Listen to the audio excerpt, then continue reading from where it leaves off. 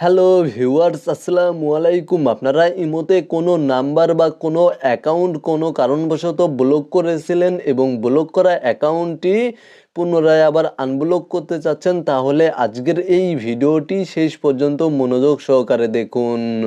ইমোতে ব্লক করা অ্যাকাউন্ট বা ব্লক করা নাম্বার পুনরায় আবার আনব্লক করার জন্য প্রথমে আপনারা আপনাদের ইমো অ্যাকাউন্টে চলে যাবেন এবং তারপরে ওপরে প্রোফাইলের আইকনে ক্লিক করে দিবেন। প্রোফাইলের আইকনে ক্লিক করার পরে এখানে দেখতে পাচ্ছেন সিকিউরিটি অ্যান্ড প্রাইভেসি নামে একটি অপশন রয়েছে। আপনারা জাস্ট এই অপশনে ক্লিক করবেন এবং এখানে দেখতে পাচ্ছেন ব্লকড লিস্ট নামে একটি অপশন রয়েছে। আপনারা এই অপশনে ক্লিক করে দিবেন।